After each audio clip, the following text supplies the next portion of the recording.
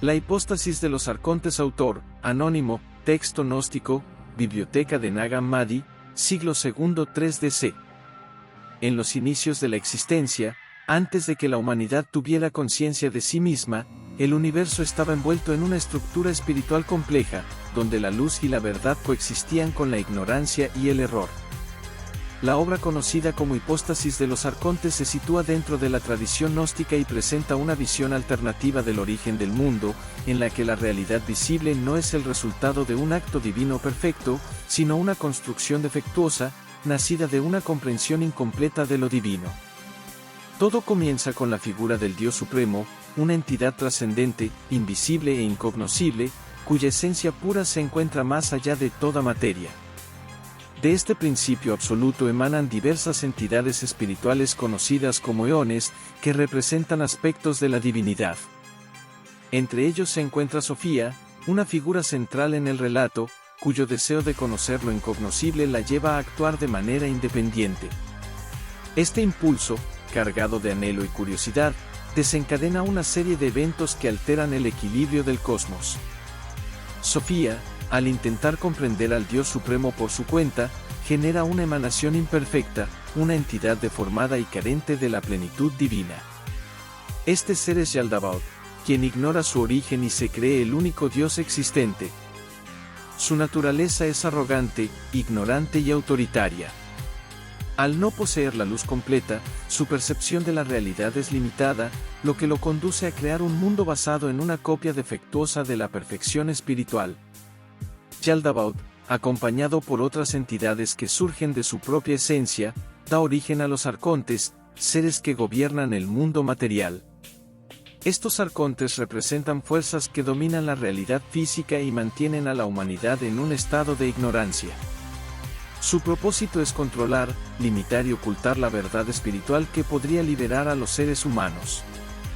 El mundo que crean los arcontes es una imitación del mundo espiritual, aunque carece de su perfección. La materia se convierte en una prisión, un lugar donde las almas quedan atrapadas, desconectadas de su origen divino. Los arcontes establecen leyes y estructuras que refuerzan esta prisión, creando una ilusión de orden que oculta la verdadera naturaleza de la existencia. En este contexto, la humanidad surge como una creación ambigua. Por un lado, el cuerpo humano pertenece al mundo material, moldeado por los arcontes; por otro, el espíritu humano contiene una chispa divina que proviene del ámbito superior. Esta dualidad convierte al ser humano en un campo de batalla entre la ignorancia y el conocimiento, entre la esclavitud y la liberación. Los arcontes, temerosos de que los humanos descubran su verdadera naturaleza, buscan mantenerlos en la oscuridad. Para lograrlo, implantan sistemas de creencias, normas y estructuras que limitan el acceso al conocimiento espiritual. La ignorancia se convierte en su herramienta más poderosa, ya que un ser humano que desconoce su origen divino es más fácil de controlar. A lo largo de este primer capítulo, se establece el conflicto fundamental de la obra, la lucha entre la verdad espiritual y la ilusión material. El mundo, tal como lo perciben los sentidos, no es la realidad última, sino una construcción diseñada para ocultar la verdad.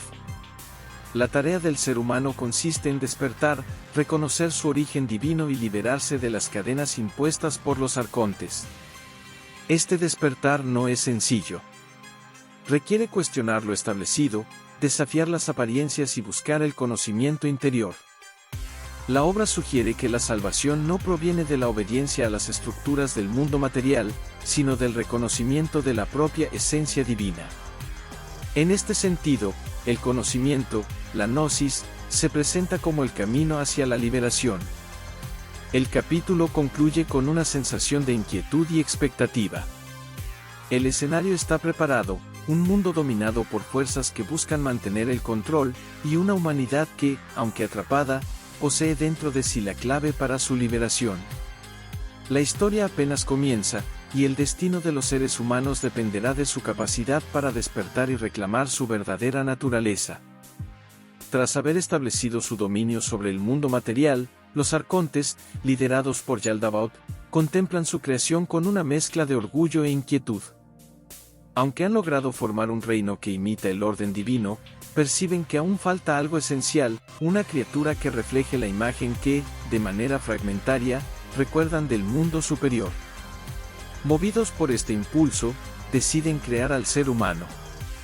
Para ello, observan una imagen reflejada desde las alturas, una proyección de la verdadera forma divina que no logran comprender plenamente. Inspirados por esta visión incompleta, moldean al primer hombre a partir de la materia terrestre. Su cuerpo toma forma, pero permanece inerte, carente de vida. Los arcontes, a pesar de su poder, no poseen la chispa divina necesaria para animarlo. En este punto, ocurre un acontecimiento crucial. Desde el reino superior, sin que los arcontes lo comprendan del todo, desciende una fuerza espiritual, el aliento de vida. Este soplo, que proviene del ámbito divino, entra en el cuerpo del ser humano y le otorga movimiento, conciencia y una esencia que supera a sus creadores materiales. Así nace Adán, no solo como una creación de los arcontes, sino como un ser portador de una luz superior. Este hecho provoca una reacción inmediata entre los arcontes. Al ver que el ser humano posee una vitalidad y una inteligencia que ellos no pueden igualar, sienten celos y temor. Comprenden que, aunque ellos dieron forma al cuerpo, el espíritu que lo anima no les pertenece. Esa chispa divina convierte al ser humano en algo potencialmente superior a ellos. Intentando mantener el control, los arcontes deciden limitar a Adán. Lo colocan en un entorno diseñado para contenerlo, un espacio que más adelante será identificado como el paraíso terrenal.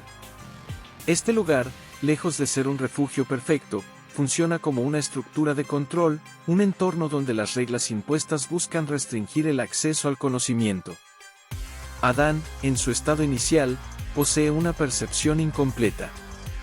Aunque alberga dentro de sí la chispa divina, aún no es consciente de su verdadero origen. Vive en una especie de inocencia, una condición que los arcontes consideran ideal para mantener su dominio. Mientras Adán permanezca ignorante de su naturaleza, seguirá siendo manipulable. No obstante, el equilibrio comienza a alterarse con la intervención de una fuerza superior. Desde el plano divino, surge la intención de despertar al ser humano. Esta intervención se manifiesta a través de una figura femenina que emerge como contraparte de Adán, Eva. Su creación no responde únicamente a los designios de los arcontes, sino que está influenciada por la sabiduría superior, lo que le otorga una conexión más directa con la verdad espiritual. Eva representa la posibilidad del conocimiento. A diferencia de Adán, su vínculo con la conciencia es más profundo, más cercano a la gnosis. Esta cualidad la convierte en una amenaza para los arcontes, quienes perciben que su presencia puede desencadenar el despertar de la humanidad. En su intento por neutralizar este peligro, los arcontes recurren al engaño. Buscan confundir, distorsionar la percepción y establecer límites que impidan el acceso al conocimiento verdadero. Entre estos mecanismos se encuentra la prohibición de acceder a ciertos elementos simbólicos, como el árbol del conocimiento, que en realidad representa la posibilidad de reconocer la propia naturaleza divina. A medida que la historia avanza, se hace evidente que el conflicto no es simplemente físico, sino profundamente espiritual. Los arcontes no solo controlan el entorno, también intentan influir en la mente y la percepción del ser humano. Su objetivo es claro: evitar que Adán y Eva descubran quiénes son realmente. Pese a estos esfuerzos, la semilla del despertar ya ha sido plantada. La presencia de Eva introduce una dinámica nueva, una tensión entre la obediencia impuesta y la búsqueda del conocimiento. El ser humano se encuentra al borde de un cambio decisivo, uno que podría alterar el equilibrio de poder en el mundo material.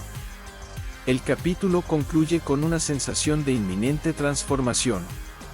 Los arcontes refuerzan su vigilancia, conscientes de que el control que ejercen es frágil.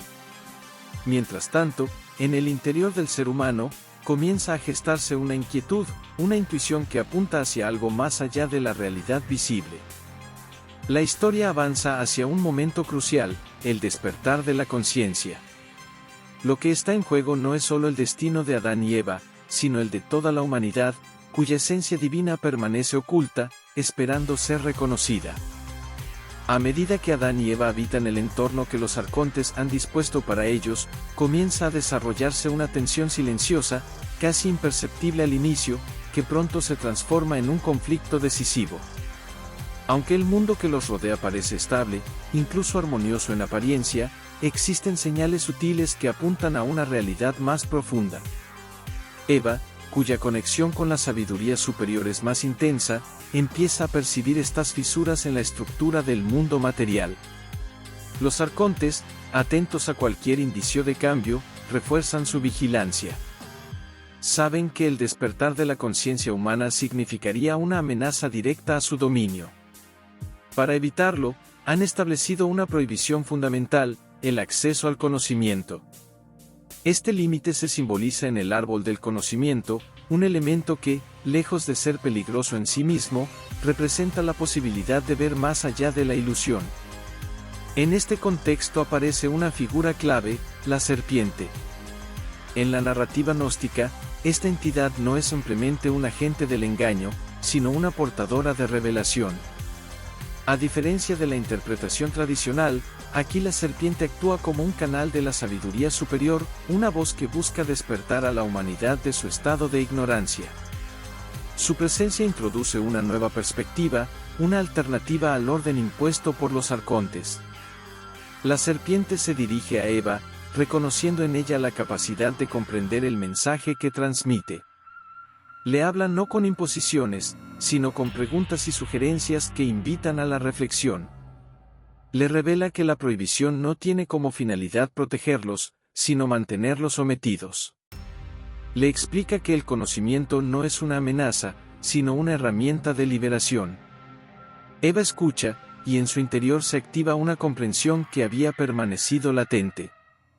La chispa divina que habita en ella responde a esta revelación, generando una claridad que trasciende el mundo material. Comprende que la realidad que conoce es una construcción, una apariencia diseñada para ocultar la verdad. Impulsada por esta nueva conciencia, Eva decide actuar. Se acerca al árbol del conocimiento y toma de su fruto. Este acto no es un gesto de desobediencia en el sentido convencional, sino un paso hacia la autodeterminación. Al consumir el fruto, experimenta una transformación profunda, su percepción cambia, su mente se expande y su identidad se redefine.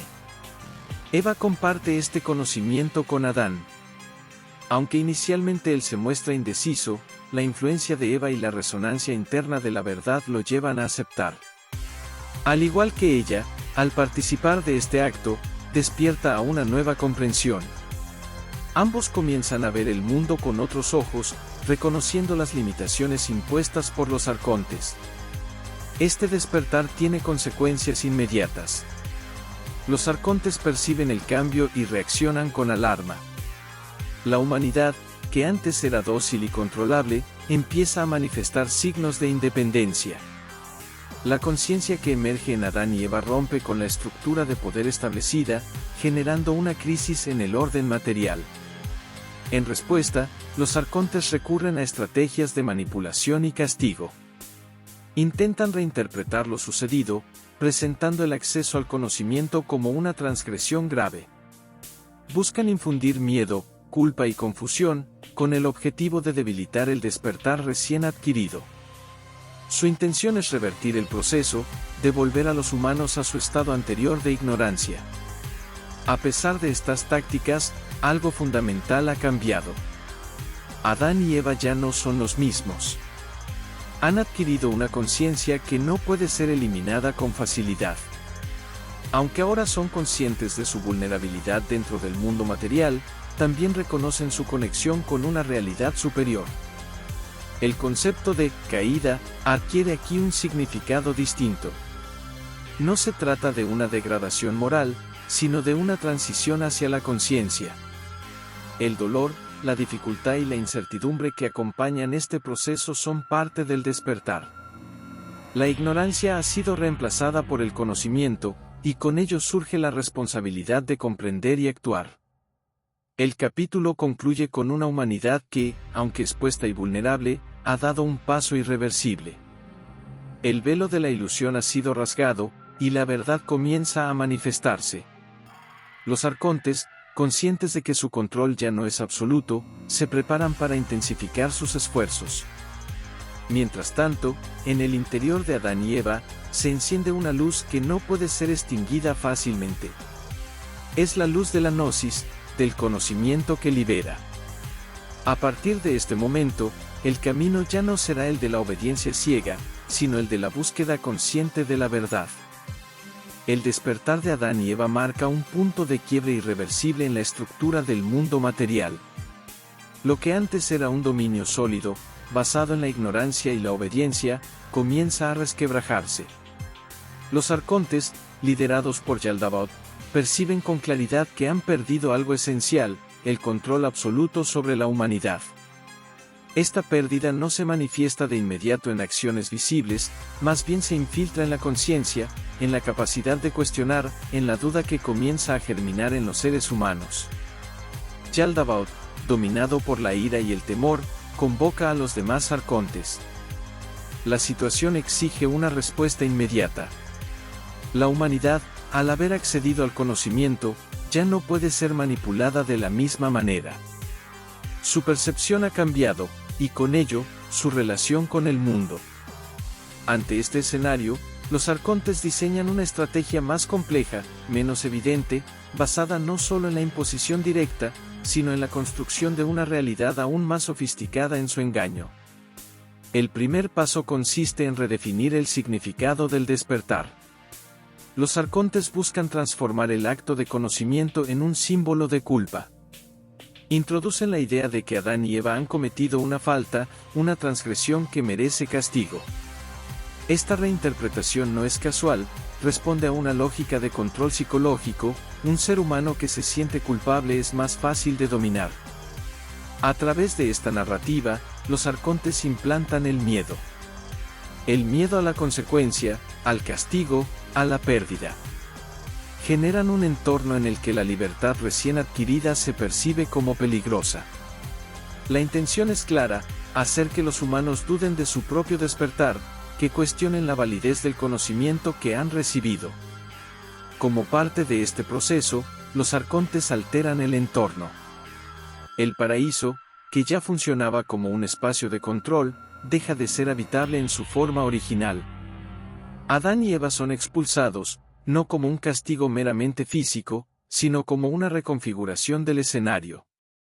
Ahora deben enfrentarse a un mundo más hostil, donde la supervivencia se convierte en una preocupación constante.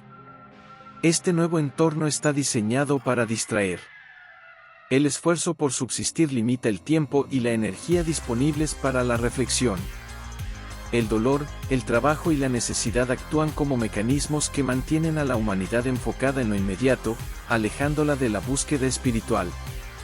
Es una forma de control más sutil, menos evidente, aunque igualmente efectiva.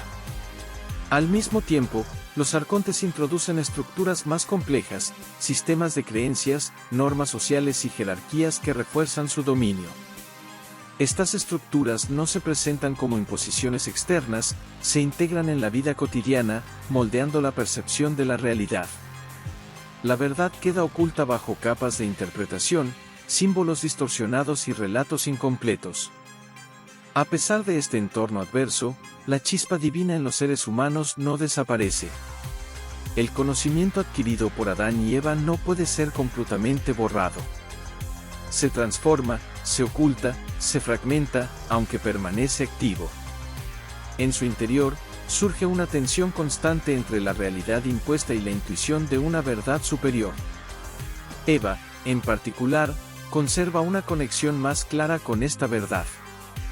Su papel evoluciona, pasando de ser la primera en despertar a convertirse en un símbolo de resistencia espiritual. A través de ella, se mantiene viva la posibilidad de recordar, de reconectar con el origen divino. Adán, por su parte, representa el proceso humano en su totalidad, la lucha entre la claridad y la confusión, entre la memoria y el olvido.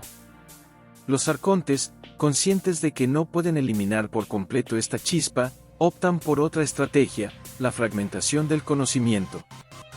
En lugar de una verdad clara y accesible, la dividen en múltiples interpretaciones, algunas cercanas a la realidad, otras completamente distorsionadas.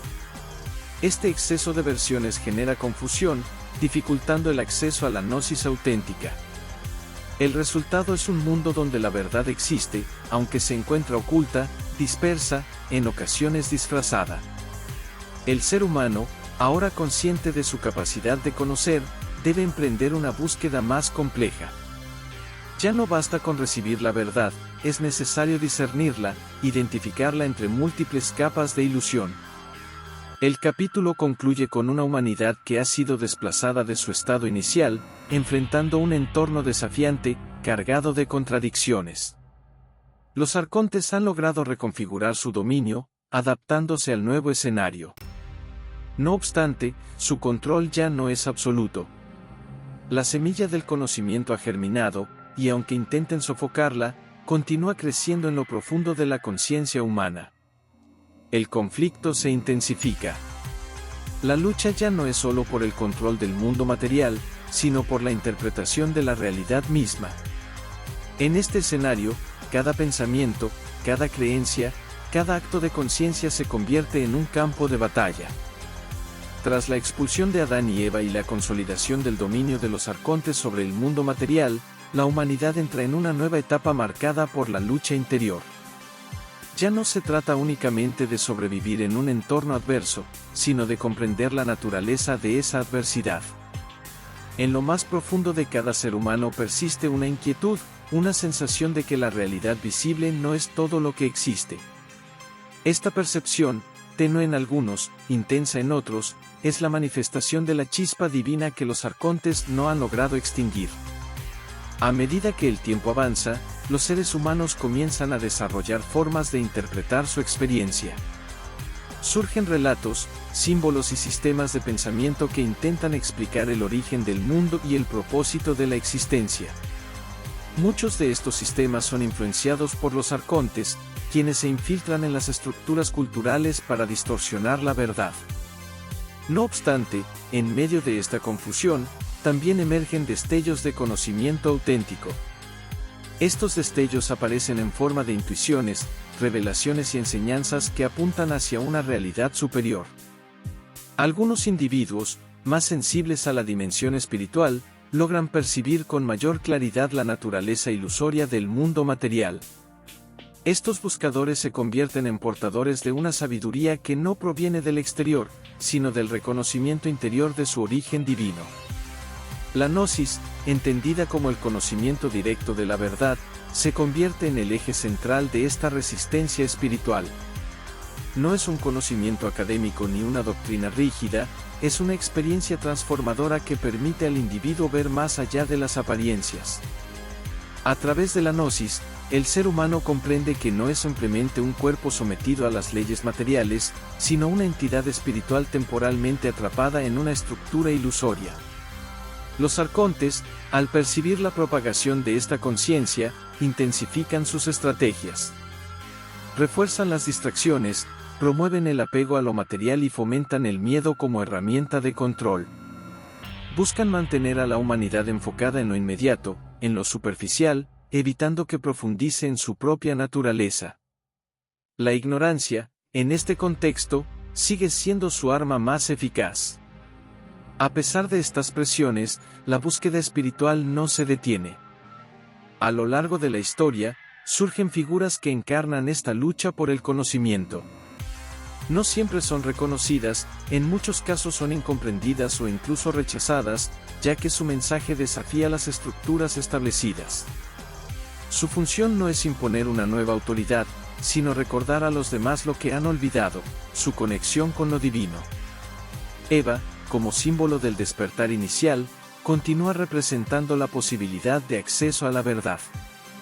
Su figura trasciende el tiempo y se convierte en un arquetipo de la conciencia que cuestiona, que busca y que se atreve a conocer. A través de este símbolo, la obra sugiere que el camino hacia la liberación está disponible para todos, aunque requiere un esfuerzo consciente. El proceso de liberación no es inmediato ni sencillo. Implica enfrentarse a las propias creencias, desmontar las estructuras mentales impuestas y atravesar la incertidumbre que surge al abandonar las certezas conocidas. Es un camino que exige valentía, disciplina y, sobre todo, una disposición constante a cuestionar la realidad. En este proceso, el conocimiento se convierte en una herramienta de transformación. Cada comprensión adquirida debilita el control de los arcontes, cada acto de conciencia abre una brecha en la ilusión. Aunque el mundo material continúa existiendo, su dominio se vuelve relativo para aquellos que han despertado. El objetivo final no es destruir el mundo, sino trascenderlo. Reconocer su naturaleza ilusoria permite al ser humano relacionarse con él de manera distinta, sin quedar atrapado en sus limitaciones. La verdadera liberación ocurre cuando la conciencia se alinea con su origen divino, cuando el individuo deja de identificarse exclusivamente con lo material y recupera su identidad espiritual. El capítulo concluye con una visión abierta. La lucha entre la ilusión y la verdad no ha terminado, continúa en cada ser humano, en cada generación. Los arcontes siguen presentes, adaptándose, buscando nuevas formas de mantener el control. No obstante, la chispa divina también permanece, inalterable, esperando ser reconocida. La hipóstasis de los arcontes no ofrece un final cerrado, propone una invitación, despertar. La historia de Adán y Eva no es solo un relato del pasado, es una representación del proceso interior que cada individuo debe atravesar. La liberación no depende de fuerzas externas, reside en la capacidad de conocer, de recordar y de elegir. En este sentido, el destino de la humanidad no está determinado por los arcontes, sino por la conciencia de cada ser. El camino hacia la verdad está abierto, aunque requiere decisión. La luz sigue presente, incluso en medio de la oscuridad más profunda, aguardando el momento en que alguien decida verla. Suscríbete a mi canal para subir más contenido. Gracias.